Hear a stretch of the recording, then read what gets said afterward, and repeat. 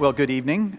I am delighted to be able to be here before you today. This is my first time to be at Verse by Verse Ministries Conference, and it is an incredible pleasure to be able to work along Steve. We've been friends for well over a decade, and so it's a unique opportunity. So thank you, and thank you for the warm welcome. A few years ago, I encountered an Arab believer who had come to faith after he got into a horrendous car accident and he ended up in a hospital. And while he was in the hospital, a European nurse who took care of him over several weeks led him to faith and did what most of us would do, proudly presented him with a paper copy of the Bible. Upon receiving his copy of the Bible, he then went home in his highly Islamic country to his house and encountered his brother. And upon seeing his brother, he threw his Bible down on the kitchen table and said, "Brother, I'm now a Christian. What are you going to do about it?" Okay, 10 out of 10 points for boldness. Very well done. But I would probably say -2 for wisdom. Because we are instructed to share, but to share with wisdom. And the most clear passage, I believe, in the entire New Testament, which will set the precedent for the expansion of the church, it's a how-to, where to present the gospel and where not to. It's in Luke chapter 10. So you may have heard of this phrase before, the person of peace. It is becoming more and more popular in the West. It has been part of training tools on the mission field for the last several decades, and it's actually part of a larger training program called the 4 Fields. The first field deals with how do I find a person of peace. The second field deals with what do I say once I find them. The third field deals with how do I disciple him in a reproducible way. And then the fourth field deals with how do I form a reproducible church in order that this group of people goes back into another empty field in order to find the person of peace. So that's 2.5 days of training given to you in 30 seconds. So that is the backdrop for which this person of peace concept comes from. So this is the first part of a 4-part series on how do you penetrate an unreached people group. Now here's the problem for you and I, if you were in the earlier breakout that dealt with the different phases of the church and how persecution is represented in each one of them. You and I come from what Nick Ripken calls a post-Pentecost environment. We come from an environment where there is already an existing institutional church, and most of us were raised in that environment. Well, guess what? The unreached people groups of the world, the 2.2 billion who have no access to the gospel today, are in a completely different environment in which you and I were not raised in, and we don't know what to do when we get dropped off in that kind of environment. There is literally nothing. There's no existing church to go to. Rarely are there believers. If you can find them, they are not in a position where they're ready to risk a lot. It's difficult to get them to speak. This is the unreached people group environment, and it's the exact environment of which Luke chapter 10 was written in order to disciple individuals. How do I enter a place where there are no followers of Jesus? So let me begin with the definition first, and then we'll make our way through the passage in 2 different sweeps. First of all, a person of peace is an individual who responds positively, listen to this, to spiritual truth. You say, well, that sounds pretty obvious, Brian. Well, I thought it was pretty obvious. I train individuals to go overseas and to find persons of peace, and we were on an Islamic island with a team one time, and an individual came back at the end of the day, and he goes, "I just met the most incredible man named Muhammad." And I said, well, that's fabulous. But tell me about Muhammad. He said, well, we spent the whole day together. I went, wow, that's fascinating, because we left early this morning, and you're just now coming back. So tell me about Muhammad. Tell me more. He goes, well, he's definitely a person of peace. Well, how do you know? He goes, well, he smiles a lot. Okay, that's good. He's certainly peaceful. But then, no, he took us to his house. Oh, that's even better. You got to go to his house? Yes. And when he walked in the door, he kissed his wife and he patted his kid on the head. I said, that's even more wonderful. That's great. He has that kind of a relationship with his wife and his family. But let me ask you, what did you say? What spiritual truth did you raise that led you to believe he's a person of peace? And the response was, well, we didn't really talk about spiritual things.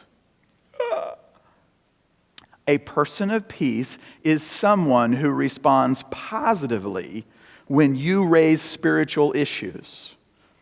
And you will know it right away. It's as simple as raising the question is, what has God done for you in your life this week? Or what is one of the most significant things that you are pursuing God to do in your life? Any type of a central statement like that. For me, in a Muslim context, I raise a question such as, can you tell me about your path to paradise? I can tell just in that one sentence if this individual is even interested in anything spiritual. Because if you raise a spiritual truth and you get this response,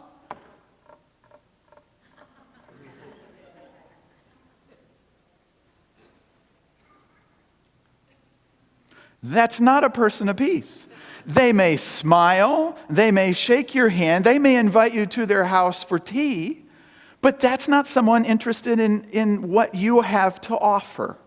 So this idea that as we are fulfilling Matthew 28, as you are going, literally as you are going everywhere, as you're going to work, as you're going to school, as you're going on a mission trip, as you are going to the grocery store, what Jesus wants us to do is to be looking 24/7 for the person of peace. So, we're going to go through this twice. First time through, we're going to pick out some key statements to show you the context in which this training comes from. But I've come to believe that this is like new believer training 101. This is the irreducible component of what a new follower of Jesus needs to be trained to do. And that gentleman who walked back into his house and threw his Bible down and pointed his finger at his brother, what he got in response to that was his brother reached in a drawer, pulled out a gun, and pointed it at his brother and said, "You have 1 week to rethink your decision." What he needed to have been prepared to do was the person of peace concepts, because listen to this, God does not call us to share the gospel with every person we meet. God is not calling every person you meet to faith, at least not in that day. We are to go looking for those that the Holy Spirit is working on, that the Holy Spirit is removing the blinders to an understanding of who God is and who His Son that He sent to die for them. That is the concept. That's who we're looking for. So look how Jesus did this. The Lord appointed 70. He sent them out in pairs, and He sent them to a place where He Himself was going to come. They had a specific target in mind. Now, I was raised in northern Missouri, and we like, shooting pheasant and quail and deer, just like y'all do down here in Texas. And the incredible thing is, I have never, not once, shot a dove while I was deer hunting. Never happened. The reason why is you hit what you aim at. They had a specific place where each of them were going. We could call it this way in northern Missouri fishing terms. They had a fishing hole, and they knew where their fishing hole was. And that was intentional in their mind. This is where I go to do my fishing. And this is true of them. But look at the environment He sent them out in. Behold, I send you out as lamb in the midst of wolves. Now, I lived in Africa for 7 years, and I've seen a lot of lions rip a lot of carcasses apart. That's the picture here, is lambs in the midst of wolves. So you know what that means? That means you need to have a lot of wisdom to navigate this type of environment. So, let's continue. Carry no money belt, no bag, no shoes. Greet no one on the way. That's a very interesting statement. What, do you not want us to be nice to people? Well, let me give you this illustrates the world we live in today. A couple Texas blonde-haired, blue-eyed belles, college students, they went to the United Kingdom, to the London Heathrow Airport. Notice that I didn't say Algiers, Algeria, or Jeddah, Saudi Arabia. I said the London Heathrow Airport. Now, they arrived in London in order to do 3 days training because they were on their way to Portugal to share Jesus with people for a couple weeks as a part of a mission trip. And while they're waiting in line to get into London, some immigration officers who probably didn't know who Hudson Taylor was and the fact that he came from this country, came up to these two blonde-haired, blue-eyed Texas belles, and they said, "Excuse me, ladies, what are you doing?" And they said to them, "We are on our way to Portugal to share Jesus, and we're just stopping off here for 2 or 3 days to get some training on how to do our job better." And these immigration officers at the London Heathrow Airport said, "That's a wonderful thing. May I see your passports?" And they took their passports and flipped through them and said, "I don't see a religious visa for you to get into the United Kingdom. Come with me." And they put one of these in detention for 7 hours and the other one for 12 hours without any break for food and without any bathroom breaks. They harassed them. They chided them about what they were doing and the fact that they had the audacity to come to their country, the UK, and get religious training without a religious visa. And then they put them on an airplane and sent them back to Dallas. I talked with the father of one of the daughters and got the story firsthand from him. If they had known Luke chapter 10, they would not have revealed their full intentions of what they were doing. Because there is a growing phenomena in our world that it doesn't matter where you are, there are individuals in every slice of life who don't like who you are and what you do. Now, when you get to the specific location, your fishing hole where you're supposed to go, then you have to do what you have to do. But Jesus said, this is covert activity. You are going under the radar until you get behind enemy lines. Very practical. Don't keep moving from house to house. We'll talk a little bit more about that in a bit. But this is the conclusion of which I want, if you don't hear anything else I say, hear this. A turn down or a disinterested rebuke or I don't like your God or your Jesus does not mean you failed. Let me say that again. When you raise spiritual truth at whatever level and they say to you, that doesn't mean you have failed. That means you were successful. Because you have no control over the response. All you have an obligation to do is to take that individual as far as they are willing to go. I frequently encounter Muslims that when I begin sharing Jesus from the Quran, I get the look. And that's fabulous. And hopefully they do in the first 2 to 3 minutes. Because you just saved 20 minutes of my life. Because that means I can wrap that up and move on to the next conversation. Because I'm not here to argue you into the kingdom. I am here to find the individual who is ready to come to faith today because God has been working on them long before I got there. I'm just the vessel that happens to show up to offer them some food. And you know what? If somebody eats a morsel, they get another one, a little bit bigger. And if they eat that, they get a little bit more. I've seen 11 Muslims in a 10 to 12 minute conversation go from "Hi, how are you?" to "Yes, placing faith in Jesus." That's possible. But I've had a whole lot more of them who says, that's not what Islam teaches. Okay, I'm sorry. I was just showing you what I found in your holy book. I really appreciate your time, and I appreciate the hospitality. Can I come back again sometime? Oh, sure, you can come back anytime. So here's the statement. If they don't respond positively to your spiritual statement, even at the smallest level, he gives you permission to shake the dust off your feet and move on.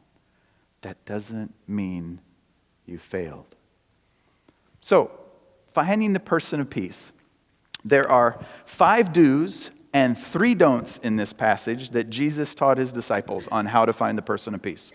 The first one, as you noticed, he said, I want you to pray for harvesters. Now, I know we've traditionally used this passage to try and recruit people to go to the foreign mission field. Pray for harvesters. We need people to come and give their life. And that is true, and you can use it that way. But that's not what we found happening in movements. What we find happening is that the harvesters are the people from within that community that we find.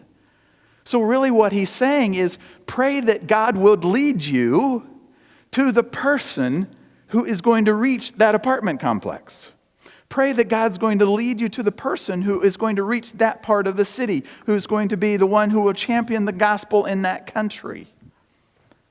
And by the way, you know what this begs the question? This begs the question that this is a supernatural thing where you are asking him to help you find the needle in a haystack. I mean, how many people can you possibly talk to? I mean, what are the odds? You know, even if you're in a people group where 3 to 5% of conversations come to faith, that means you got to talk to 100 to find 3. Well, yeah, if you're doing this all on your own abilities and on your own strength, but if you just ask God, Lord, where is he? Lead me to him today. You know, you have to be really careful what you pray for. One morning, I left my house in Dallas to go up to a meeting. I was in my 1983 Mercedes 240D diesel, and the gas gauge wasn't working. And I'm come driving it back home, forgetting that morning I had said, Lord, lead me to a person of peace. I'm driving my diesel back home, and it starts going, and I'm going, oh my goodness. God, do you not know my daughter's going to get off the school bus in just, 10 minutes from now? Do you not know? This is not what I need right now in my life. And so my car comes to a stop. I put it sitting there on the side of the road, thinking all kinds of wonderful things that I'd like to say to God. Not really saying them, of course, being the spiritual missionary that I am. And probably no more than 45 seconds, a car comes right past me, pulls off the road, and gets in front of me. And he gets out and he goes, oh, you got a diesel. Do you know there's diesel fuel just at the next exit? No, but that would be great. He said, you got a gas can? No, I don't. That's okay, I got one. Hop in. Okay. So I get in the front seat of the car, and we're heading off to, I'm going, I'm sorry, Lord, for that stuff back there about, that I didn't really mean most of that. And then he turns at me and he says, what do you do? Well, I kind of go to Africa and tell people about Jesus. That's incredible. I was just thinking this week, what about all these churches and what is it they're actually teaching in there? Can you explain to me why is it these people go to church? And then it dawns on me, oh, wait a minute. I prayed for this morning, didn't I? That's why the car ran out of gas. So when you pray, Lord, lead me to these people, God goes, ha, I got a live one. Somebody down there is listening about what they're supposed to be doing as an ambassador while they're waiting to come home. Secondly, he said, I want you to go out 2 by 2. Very simple. You go out by yourself. You have in a place of lambs in the midst of wolves. You've got security issues. You've got the idea of the validity of a witness. We know from the Mosaic law that every testimony was based upon at least 2 witnesses, but yet not 3. Have you ever been on a sidewalk and seen 3 guys come walking down the sidewalk at you? What do you think? I think I'm crossing over the other side. No, 2. He sent them out 2 by 2s. And here is the centerpiece on where we get what I've already explained about the person of peace. He says, I'm going to send you out into these villages, and I want you to speak peace to a house. What does that have to do with the price of tomatoes? The Hebrew word is shalom. If you look up shalom, it's got about 12 English words that are compacted into it. It means completeness. It means wholeness. It means having peace. So he said, go raise a spiritual truth. Go offer them peace. Go offer them shalom. And guess what? If they receive it, there's your one. There's the person you spend time with. If they don't receive it, don't get upset at yourself. That's not the person of peace. Move on to the next individual. Next, here's really interesting. Eat whatever they give you. We're going to look at the 3 don'ts in a minute. But the concept here is be willing to receive. Go in a posture of humility. Be willing to put yourself where you don't have control of the situation. Oh.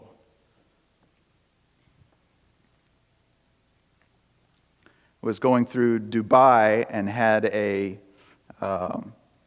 Yemeni Muslim that I had met on a flight in a previous trip. And so I gave him a call and said, I've got an 8-hour layover. He came to the airport and picked me up and took me out to his local favorite Yemeni restaurant there in Dubai, and we're sitting on the ground eating goat and rice with our fingers and having a great time. And my first thought is, I should pay for this. I should put my position, in the one who is in control financially and secure. And I reach in my back pocket to get my wallet and realize in haste I'd stuck it in my checked luggage, which I couldn't get to, which was back at the airport. So here I am sitting on the floor eating goat and rice, thinking, oh man, how am I going to pay? And then I went, you dummy. You teach this all over the world. Eat whatever they give you. Be willing to receive in order that you can give. Most of these are reciprocating cultures. This is not like North Americans who pride ourselves on pulling ourselves up from our own bootstraps. If in a reciprocating culture, when someone does something for you first, they expect you to reciprocate with something. Well, we're going to see in a minute, Jesus sent them out. How? Without any money, an extra coat, or extra pair of shoes. They had nothing to reciprocate with except the most important truth that they had: Jesus. When you find the person of peace, stay there and do ministry. This is your guy that you are going to train, that you're going to equip, because his networks and his connections throughout the community are beyond anything that you would have as an outsider. And by the way, if you don't live in an apartment complex in your certain neighborhood where you happen to go fishing, you are the outsider. You are going looking for the person of peace there who you're going to lead to faith and disciple to reach that entire apartment complex. That's the way we think missiologically when we go to work with unreached people groups. So let's now look at the don'ts. Don't speak along the way. We already said that this is a security issue. And even beyond a security issue, the enemy does not want you to get to the task. And I tell you, just get up tomorrow morning and pray for God to lead you a person of peace and see what kind of distractions and everything that begins falling apart in your life. Because the enemy will do everything he can to prevent you from reaching the task that you want to arrive at. Don't take shoes and money. Go in a posture of humility. Here's a great story. We're in Athens, Greece, and we've got our teams out in the city, and they're running around with their translator, and finally these 2 ladies were like, I'm sorry, but we just can't take another step. We've got to find a bathroom. And you understand, in foreign countries, it's not like you just stop in any restaurant or gas station and find a restroom. So the translator thinks for a minute, and he goes, well, I think we can get in this aid organization down this street. They go in the door, and there's a Tanzanian Muslim sitting behind the desk. And they walk in, and they go, I'm sorry, these two ladies need your restroom. I know that this is not appropriate, and you don't have a public restroom, but can you help these two ladies? Well, sure. You go down 2 flights of stairs, make a right. It's sorry about the door, the hole in the wall on the left.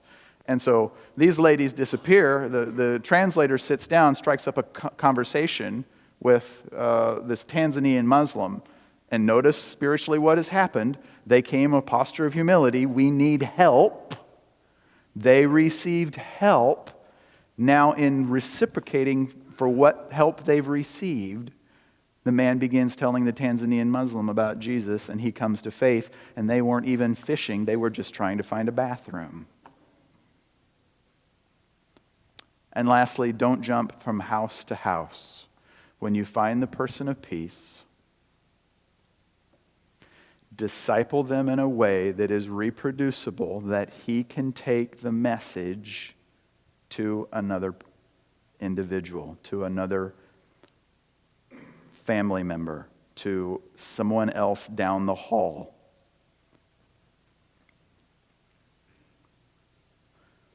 Most of what we do in the West is not reproducible overseas. Most of what we do is at either such a high theological level or such a technical level that anyone who sees it for the first time will say, I could never do that. And so they don't.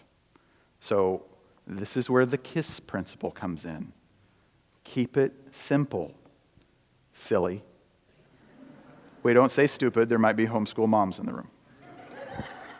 So when it comes to don't jump from house to house, what Jesus is saying is when you find the person of peace in this area, begin discipling them and teaching and training them in a way they can reproduce it as a brand new believer, even if, because all he has to be is one day ahead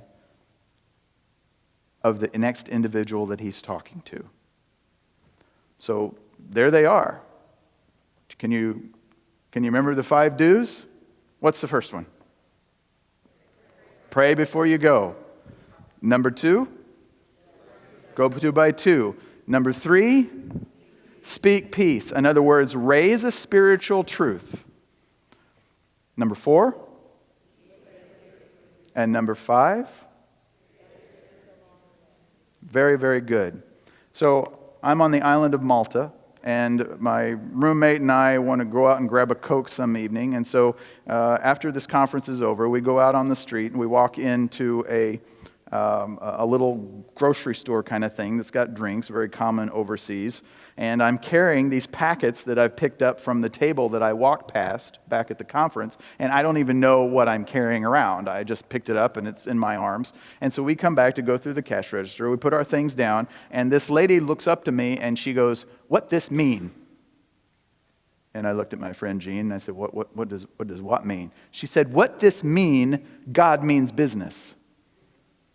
And I turned the folder over, and it was a business as missions flyer that talked about how to use business to get the gospel into unreached areas. And their little slogan was, "God means business."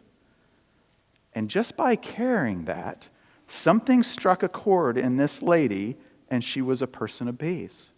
And I said, well, really what it means is that God's not just interested in maybe an hour and a half of us over the weekend. He's interested in using us every day of the week, every part of our lives. He wants to intimately be involved in all that we do. Wasn't paying attention to this older couple that had walked up that I found out later were actually her parents. And they walked up at the end of this explanation and he says to their daughter, "Oh, these are Christians." And she said, "No, they're not.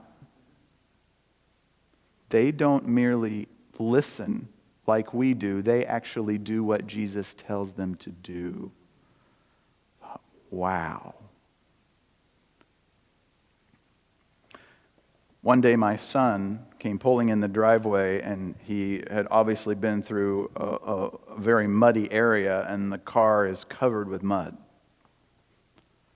And I said, Jordan, it's very important that we get the car washed. I mean, it looks really bad. So what I need you to do is take it to this certain car wash. It's got this heavy sprayer in it, and you're probably going to have to spend more than one cycle to get all of this mud out that's caked everywhere, because, if it gets up in the fenders and whatnot, it's going to cause it to rust and all of this. And he goes, you got it? Yeah, Dad. Yeah, Dad. I got it. I know what you want me to do. So he disappears, comes back 3 or 4 hours later, and the car is still coated with mud. And I'm thinking, Jordan? He said, yeah, Dad, I heard what you told me to do. In fact, I've even memorized every single line of what you told me to do. And then the longer I thought of how I have memorized what you told me to do, I thought, maybe I've misunderstood some of the meanings of those words. So then I went and I got out my iPad and I looked into the etymology of every word, and I made definitions of every one of them, of every one of the directions you gave me, to make sure I clearly had the correct meaning of the words that you gave me after I memorized them. But he said, then I was a little concerned perhaps I had still missed the point. So now I've decided on every Tuesday evening, I'm going to invite 8 of my friends over to my house, and we are going to study what they think about the meaning of these words, and we're all going to memorize them. Oh, you know where I'm going. And then we're going to memorize them, all of the possible understandings, and then as a group, we're going to make sure we understand clearly the directions that you gave us on how to wash the car.